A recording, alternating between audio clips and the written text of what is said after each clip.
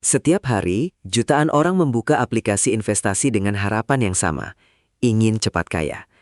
Mereka melihat orang lain untung besar dari saham, kripto, atau trading, lalu berpikir bahwa dunia investasi adalah tempat untuk mencari uang secepat mungkin. Akhirnya, banyak orang masuk pasar dengan mentalitas berburu sensasi.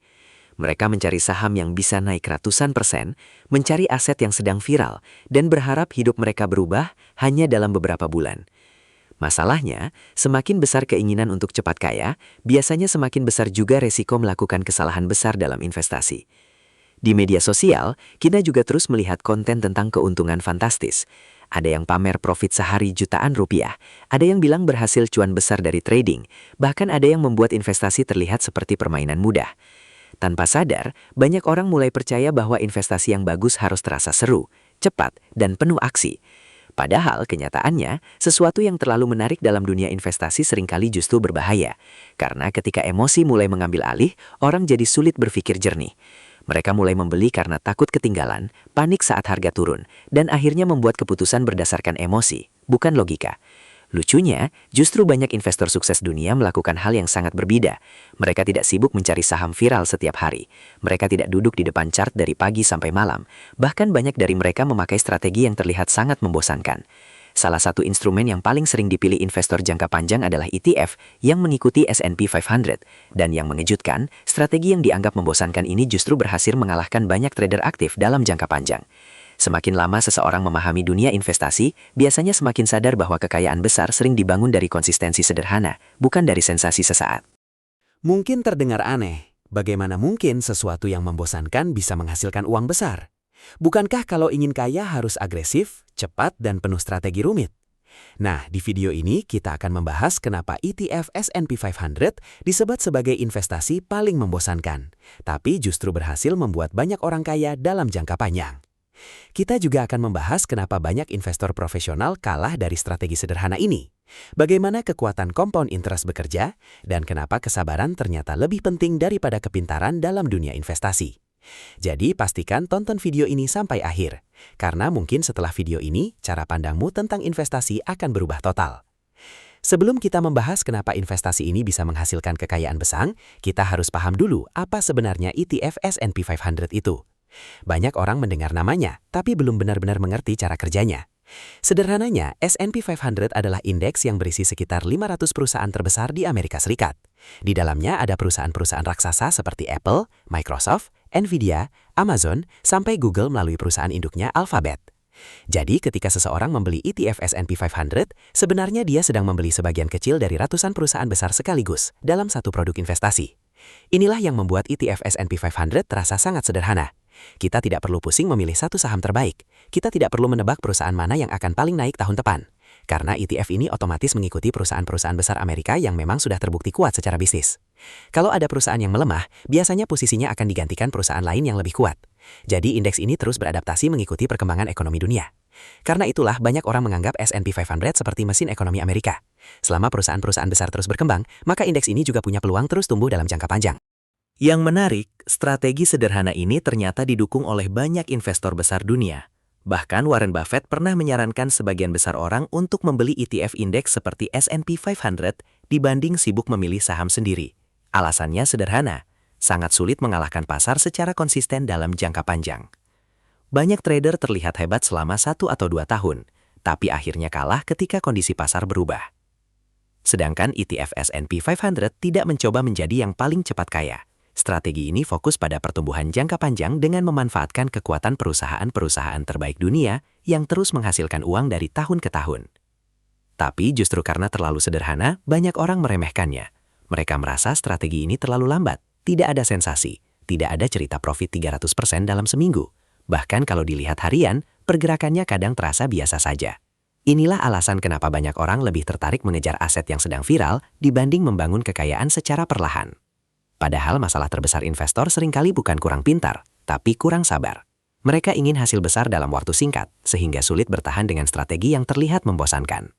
Dan di bagian berikutnya, kita akan membahas kenapa sesuatu yang membosankan justru sering menjadi investasi terbaik dalam jangka panjang. Coba perhatikan, hampir semua hal yang bisa membuat seseorang sukses dalam jangka panjang sebenarnya terasa membosankan ketika dijalani setiap hari.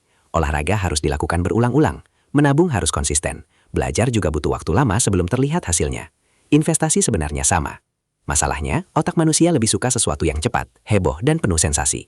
Karena itu banyak orang lebih tertarik pada trading harian, saham gorengan, atau aset viral yang naik turun ekstrim. Rasanya seru, ada adrenalin, ada rasa deg-degan. Tapi justru emosi seperti itulah yang sering menghancurkan keputusan investasi seseorang dalam jangka panjang. Sementara itu, investor ETF S&P 500 biasanya melakukan hal yang sangat sederhana. Mereka membeli secara rutin, lalu membiarkan waktu bekerja. Tidak banyak aksi, tidak sibuk menebak harga besok naik atau turun. Bahkan banyak investor jangka panjang jarang membuka aplikasi investasinya setiap hari. Kedengarannya memang tidak menarik untuk media sosial, tidak ada cerita cuan sehari gaji bulanan.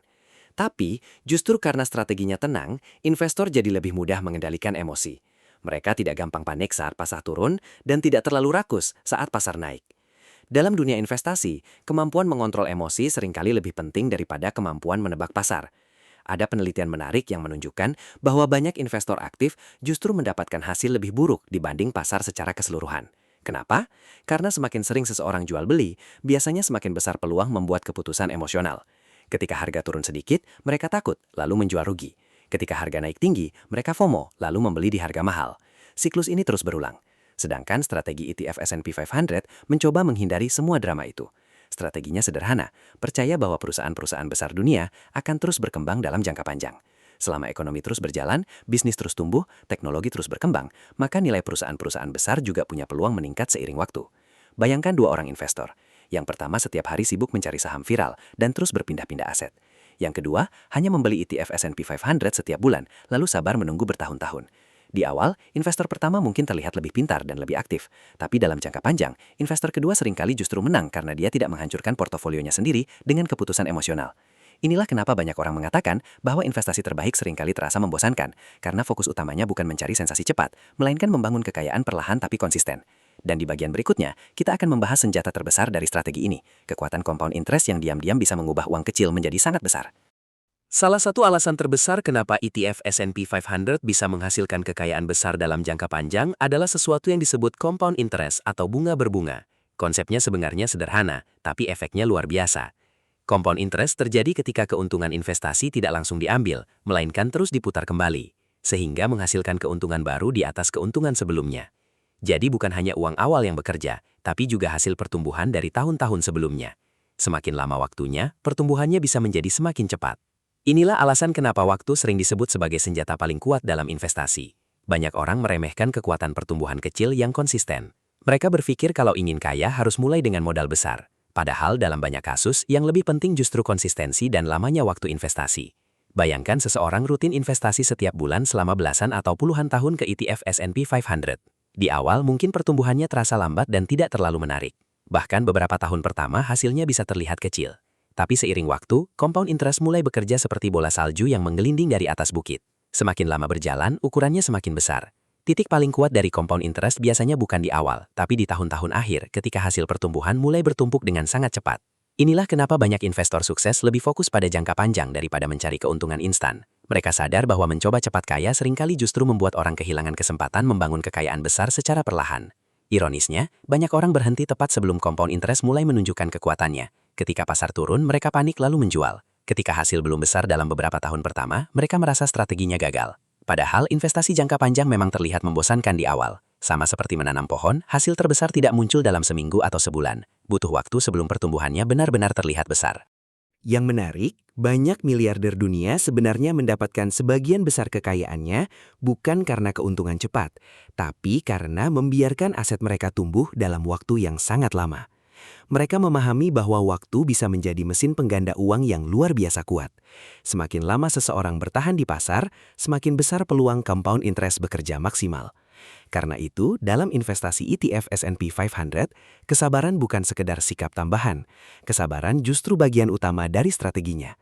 Dan di bagian berikutnya, kita akan membahas satu hal penting yang sering membuat orang gagal menjalankan strategi sederhana ini. Rasa takut ketika market crash datang dan harga mulai jatuh tajam. Semua strategi investasi terdengar mudah ketika pasar sedang naik. Saat harga hijau terus, banyak orang merasa dirinya jago investasi. Masalah sebenarnya justru muncul ketika market crash datang. Ketika berita ekonomi mulai menakutkan, harga saham turun tajam, dan portofolio berubah merah dalam waktu singkat. Emosi manusia mulai diuji. Banyak investor yang awalnya percaya diri tiba-tiba panik dan merasa ingin keluar dari pasar. Inilah momen yang sering membedakan antara investor jangka panjang dan orang yang hanya ikut euforia sesaat. Karena kenyataannya, investasi di S&P 500 juga tidak selalu naik lurus. Akan ada masa-masa sulit yang terasa sangat menakutkan. Dalam sejarahnya, S&P 500 pernah mengalami banyak crash besar. Ada krisis.com, krisis keuangan 2008, sampai kepanikan global saat pandemi. Di momen seperti itu, banyak orang percaya dunia akan hancur dan pasar tidak akan pulih lagi. Berita di mana-mana penuh ketakutan. Media terus memberitakan hal negatif. Investor panik menjual aset mereka demi menyelamatkan sisa uang yang ada. Tapi menariknya, setiap kali crash besar terjadi, pasar akhirnya tetap berhasil bangkit dalam jangka panjang. Perusahaan-perusahaan besar terus beradaptasi, ekonomi perlahan pulih, dan indeks kembali mencetak pertumbuhan baru. Sejarah menunjukkan bahwa market crash memang menyakitkan dalam jangka pendek, tapi seringkali menjadi bagian normal dari perjalanan investasi jangka panjang. Masalahnya, banyak orang tidak gagal karena memilih investasi yang buruk. Mereka gagal karena tidak tahan secara mental menghadapi penurunan harga. Ketika market turun 20% atau 30%, strategi sederhana yang tadinya terlihat mudah, tiba-tiba terasa sangat sulit dijalankan. Otak manusia memang secara alami takut kehilangan uang. Karena itu, saat crash datang, banyak orang mulai meragukan strateginya sendiri. Mereka menjual di bawah karena panik, lalu baru berani masuk lagi ketika harga sudah naik tinggi. Siklus inilah yang membuat banyak investor mendapatkan hasil buruk. Padahal ironisnya, market crash justru sering menjadi kesempatan bagi investor jangka panjang untuk membeli aset bagus dengan harga lebih murah. Inilah alasan kenapa investasi S&P 500 disebut membosankan tapi kuat. Strateginya tidak bergantung pada prediksi jangka pendek. Strateginya bergantung pada keyakinan bahwa perusahaan-perusahaan besar dunia akan terus bertahan dan berkembang dalam jangka panjang. Investor yang mampu melewati masa-masa sulit biasanya justru mendapatkan hasil terbaik beberapa tahun kemudian. Karena dalam dunia investasi, keuntungan besar seringkali diberikan kepada orang yang sanggup bertahan ketika mayoritas orang lain menyerah. Dan di bagian berikutnya, kita akan membahas kenapa banyak trader aktif dan bahkan investor profesional ternyata sulit mengalahkan performa sederhana dari ETF S&P 500 dalam jangka panjang. Mungkin terdengar aneh, tapi banyak investor profesional, fund manager, bahkan trader berpengalaman ternyata sulit mengalahkan performa S&P 500 dalam jangka panjang. Padahal mereka punya tim riset, data lengkap, pengalaman bertahun-tahun, bahkan akses informasi yang jauh lebih canggih dibanding investor biasa. Tapi kenyataannya, semakin panjang periode waktunya, semakin banyak yang akhirnya kalah dari indeks ini. Alasannya sederhana, pasar saham sangat sulit diprediksi secara konsisten. Dalam jangka pendek mungkin seseorang bisa terlihat hebat, tapi mempertahankan performa tinggi selama puluhan tahun adalah hal yang jauh lebih sulit daripada yang dibayangkan banyak orang. Banyak investor aktif mencoba mencari saham terbaik, menentukan waktu beli paling sempurna, dan keluar masuk pasar untuk memaksimalkan keuntungan. Masalahnya, strategi seperti itu membutuhkan keputusan yang terus-menerus benar. Dan semakin sering seseorang mengambil keputusan investasi, semakin besar peluang melakukan kesalahan. Bahkan satu keputusan buruk bisa menghapus keuntungan yang sudah dikumpulkan bertahun-tahun. Belum lagi faktor emosi, biaya transaksi, pajak, dan tekanan mental yang terus muncul ketika pasar bergerak liar. Sedangkan ETF S&P 500 tidak mencoba menjadi paling pintar. Strateginya hanya mengikuti pertumbuhan perusahaan-perusahaan terbesar Amerika secara otomatis. Karena sederhana, strategi ini juga lebih sulit dirusak oleh emosi manusia. Ada satu hal menarik dalam dunia investasi. Banyak orang berpikir hasil terbaik datang dari aktivitas paling rumit.